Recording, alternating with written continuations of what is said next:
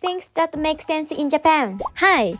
Today, I'm going to show you how to split disposable chopsticks perfectly in two. First, hold the chopstick horizontally. Then, hold the upper part with your dominant hand, while the other hand hold the other side. Pull up and pull down at the same time. Okay? 3, 2, 1! Yay! I'm ready to eat!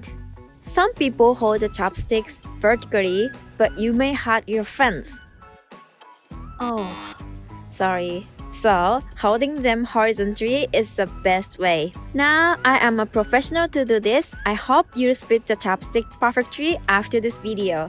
Thank you!